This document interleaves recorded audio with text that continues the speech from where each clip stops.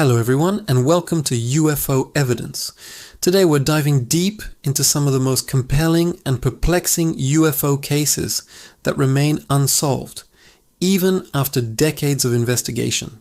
These are the incidents that have stumped experts, baffled governments, and fueled the public's fascination with the unknown. Are we alone in the universe? The stories we're about to explore might just make you question everything you thought you knew. So, buckle up as we journey through documented encounters that defy conventional explanation. First on our list is the legendary Roswell incident of 1947. In the summer of that year, something crashed in the desert near Roswell, New Mexico. The local military base initially announced they had recovered a flying disc, sending shockwaves across the nation. But just a day later, they retracted the statement, claiming it was nothing more than a conventional weather balloon. This sudden change in story sparked a controversy that has raged for over 70 years. Witnesses described strange debris, materials that were incredibly lightweight yet indestructible, with odd hieroglyphic-like markings. Some even claimed to have seen non-human bodies being recovered from the crash site, despite countless books, documentaries, and official government reports attempting to debunk the extraterrestrial theory. The inconsistencies and witness testimonies keep the mystery alive. Was it just a weather balloon, a secret military project, or was it truly our first confirmed contact with an alien civilization, covered up by the authorities? The truth about Roswell remains buried in the New Mexico desert.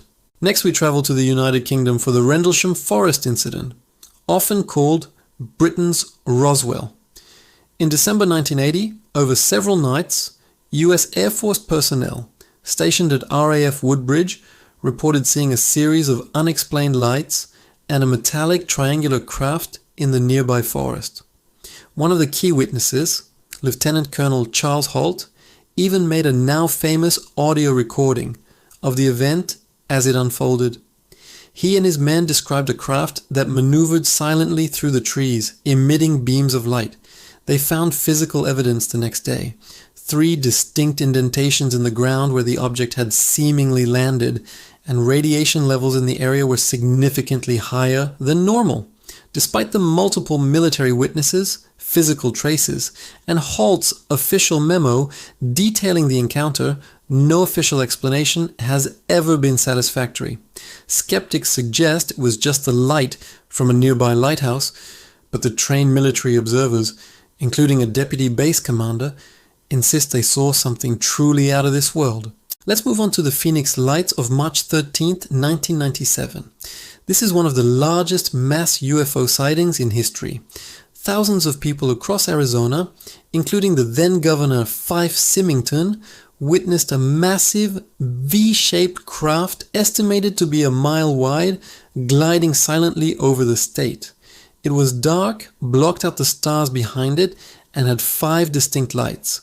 The event lasted for hours, with sightings reported from the Nevada border through Phoenix and down to Tucson. The military's official explanation was that the lights were simply flares dropped by A-10 Warthog aircraft on a training exercise. However, this explanation doesn't align with what many witnesses saw. They described a solid, structured object moving at a steady, slow pace, not a series of individual flares drifting down on parachutes. Governor Symington, who initially mocked the event, later came forward to admit he had also seen the craft and was convinced it was not man-made. The sheer number of witnesses and the discrepancy between their accounts and the official story make the Phoenix Lights an enduring enigma. Now let's explore the Belgian UFO wave, a series of sightings that took place between 1989 and 1990. Over a period of several months, thousands of people in Belgium reported seeing large, silent, triangular UFOs with bright lights at each corner. The Belgian military took these reports very seriously. On the night of March 30th, 1990, 2 Belgian Air Force F-16s were scrambled to intercept one of these objects, which was being tracked on radar. The pilots established radar lock on the target several times, but the object performed maneuvers that were impossible for any known aircraft. It changed altitude and speed with incredible velocity, at one point dropping from 10,000 feet to just 500 feet in a matter of seconds. The Belgian military, in a rare act of transparency, held a press conference and released the radar data, admitting they had no explanation for what their pilots and ground crews had encountered. This remains one of the most well-documented cases involving military radar and pilot confirmation of a UFO. Another case that has fascinated researchers for years is the Travis Walton abduction incident from 1975. Walton was a logger in Arizona working with a crew of 6 other men. On their way home from work, they encountered a glowing, saucer-shaped object hovering over the road. Walton got out of the truck to get a closer look and was struck by a beam of light from the craft, which threw him back several feet. His terrified crewmates fled the scene. They returned shortly after, but Walton was gone. A massive 5-day manhunt ensued, with the crew facing suspicion of foul play. Then Walton reappeared, disoriented and with a story of being taken aboard the craft by strange beings. What makes this case so compelling is the corroborating testimony of the 6 other witnesses, who all passed polygraph tests. While Walton's story of his time on the ship is his alone, the initial event, the sighting of the craft, and Walton being struck by the light, was witnessed by 6 other credible individuals. The case remains a cornerstone of UFO abduction lore. Finally, we have the O'Hare International Airport sighting of 2006.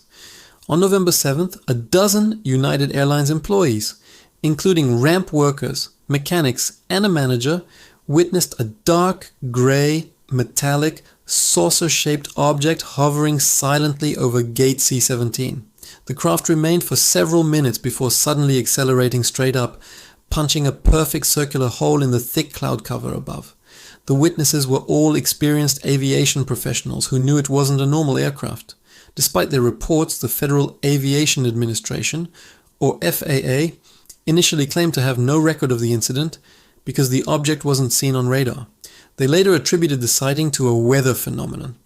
However, the witnesses were adamant. They saw a solid, physical craft.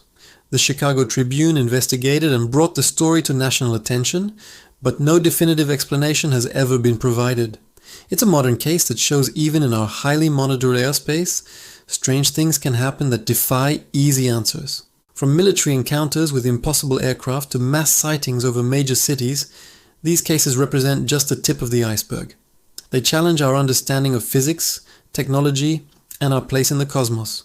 Despite official explanations and debunking attempts, the core of these mysteries remains intact, kept alive by credible witnesses and perplexing evidence. What do you think? Are these cases proof of extraterrestrial visitation? Or are there more down-to-earth explanations we just haven't found yet? Let us know your theories in the comments below. We'd love to hear what you think about these unsolved mysteries. Thank you so much for joining us on UFO Evidence. If you enjoyed this deep dive into the unexplained, don't forget to like this video, subscribe to our channel, and hit that notification bell so you won't miss our next exploration into the unknown. Until next time, keep looking up.